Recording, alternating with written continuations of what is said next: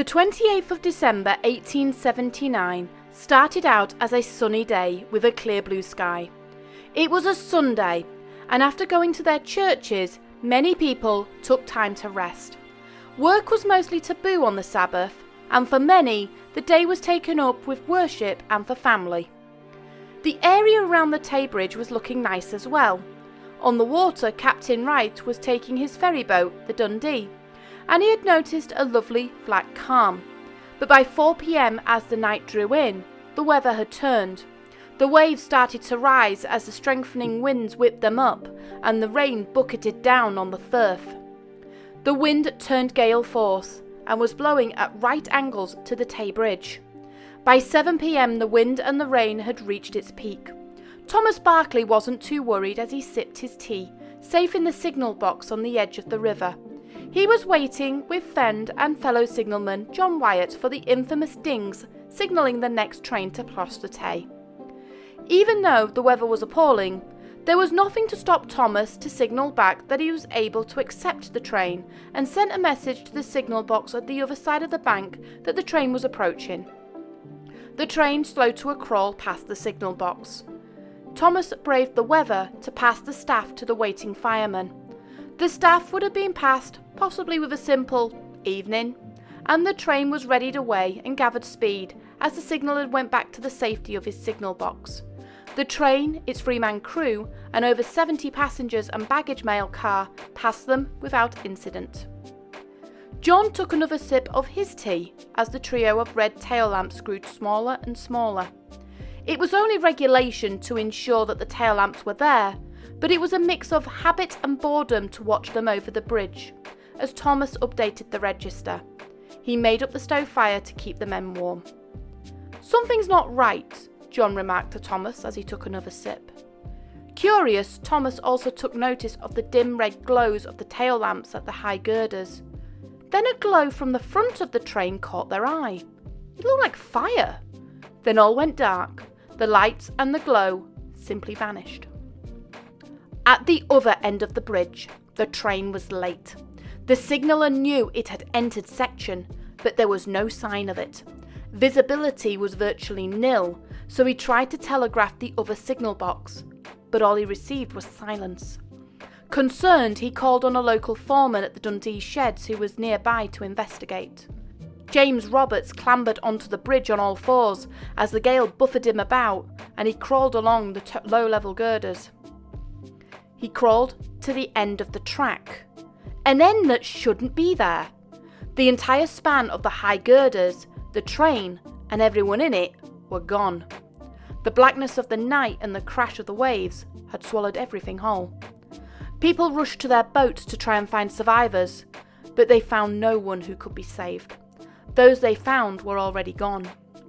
By morning, the storm had passed, and the full horror of the accident was revealed. In all, 13 piers and columns had been destroyed, taking the train with it, with only the concrete bases and remnants of columns visible above the surface. The train and coaches were found encased in the high girders, meaning that the train was crossing that point when it collapsed. It also meant that for the unfortunate souls, escape would be impossible. The Board of Trade launched an immediate investigation. Henry Roffery resided, with William Yolland and William Barlow supporting. The first step was to check every part of the bridge from end to end. This also included the recently recovered sections and train from the water. The head of the inquiry, Mr. Roffery, remarked, "The stipulation in the general specification, which requires all holes in the flanges of the columns to be drilled, was not carried out in this part of the work.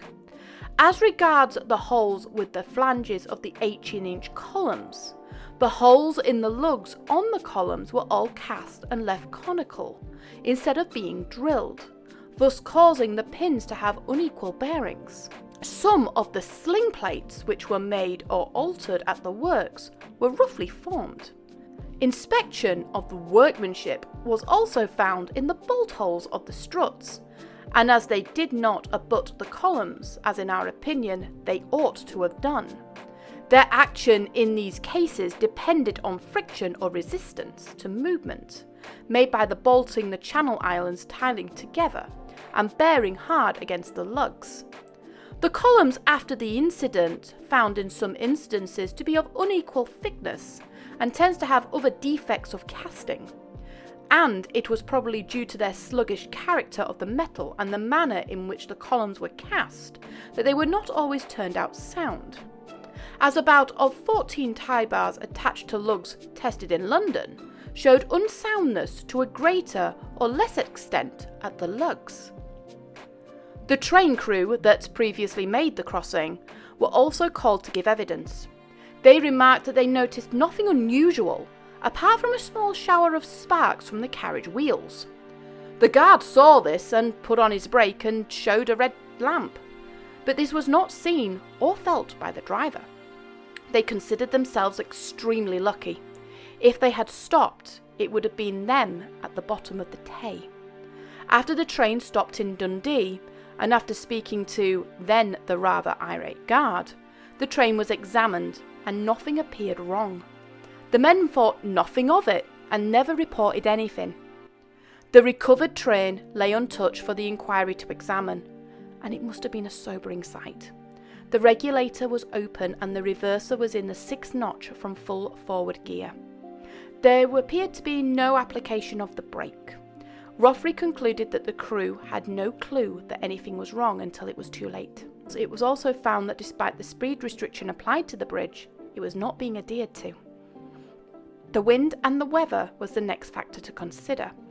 It was clear that Thomas Bouch and the builders Messrs Pole and Stewart had made assumptions on their calculations on the wind pressure that the Tay Bridge could withhold.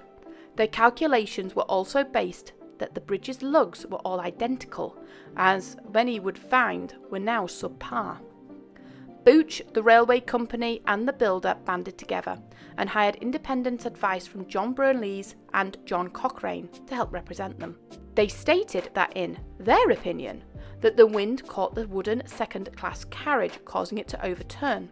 The carriages would have fallen in a domino effect against the high girders, and the extra weight caused the girders to fail. However, fellow engineers who had months before praised Bouch for the bridge now testified against him, and the evidence simply didn't support this version of events, nor explain the damage to the bridge and where it had failed. Yolland and Barlow gave conflicting reports too. They thought that the bridge had failed due to insufficient cross bracings under gale force stress. But while Rothery thought that the bridge failed at the north end and dismissed the train hitting the girders, Yolland and Barlow disagreed, saying it fell first at the south end, but did not address Bouch's concerns. In fact, both used Bouch's witnesses against them, as both concluded that the failure was wind loading on already stressed lugs. Yolland and Barrow noted that there was no requirement for wind pressure allowances under the Board of Trade, but Rothery disagreed and that it was the responsibility of the designers to ensure wind loading is acceptable. In short, both parties drew up their own report. Rothery's was more inclined to place blame on people and was more detailed, but Yolland and Barlow was shorter and seemed to defer blame. However, the inquiry was under the Section 7 of the Regulation of Railways Act, and previous inquiries had allowed blame and identify as they saw fit. When Bouch's solicitors approached Yolland and Barlow, they denied that they agreed with Rothery, but had to concede that for the defects in the design, the construction and the maintenance, that Sir Thomas Bouch was mainly to blame. The conclusion was a damning one. If the bridge had been properly constructed according to the plans, it probably would have been capable of withstanding wind pressure upwards of 70 pounds per square foot, but the pressure that night was beyond its limits. However, the bridge in its badly built and poorly maintained state would have only been able to withstand a third of that claim. It was safe to conclude that as the wind steadily picked up and as the trains crossed it, it put incredible strain on the bridge, especially on the high girders. This was increased further as the trains were running at higher than recommended speed. The ties on the bridge would start to come loose at the lug points. As the fateful train passed through, the lugs and ties couldn't hold on any longer. As one column broke at the base, The others increased strain, causing them to fail. The whole thing would have crashed down like dominoes. The report also calls out Bouch personally.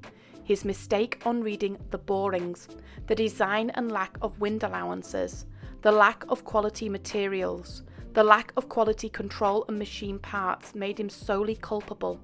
The report also put him as principally responsible for not supervising the build. If he had, it was assumed that he would have seen the defects and remedied them. Maintenance was another factor that he was principally blamed on. While he was not completely to blame, he was found to have not performed necessary inspections while the bridge was in use. The construction company didn't get off scot-free either.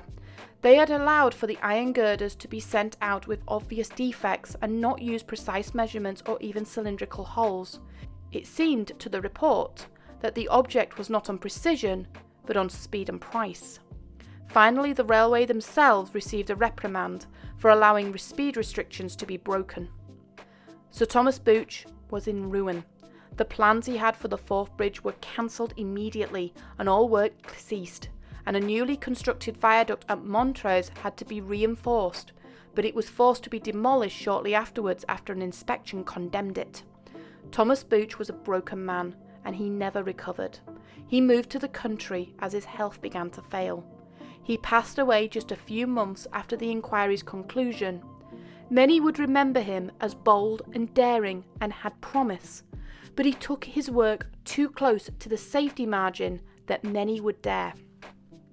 The engine and its coaches were found and brought back ashore.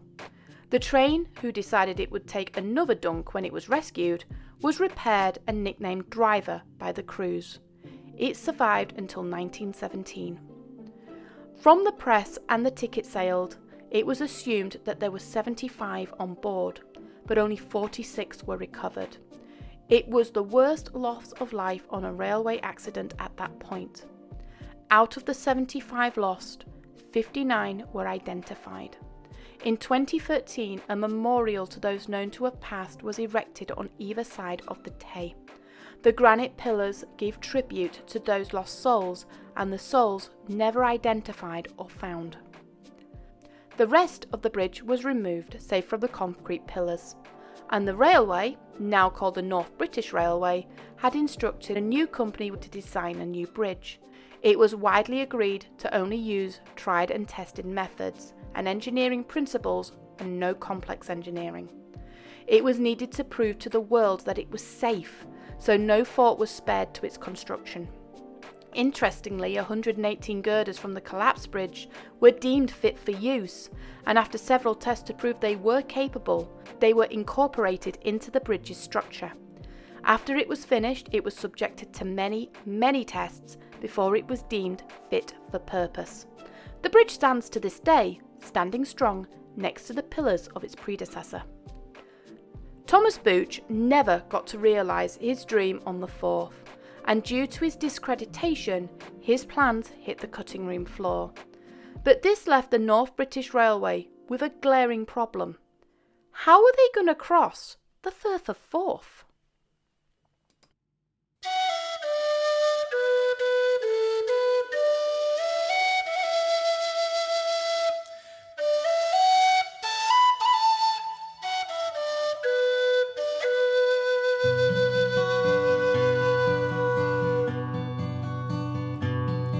Of all the money that e'er I spent it in good company, and of all the harm that e'er I've done, alas, it was to none but me. And all I've done for want of wit to memory I can't recall. So fill to me the parting glass,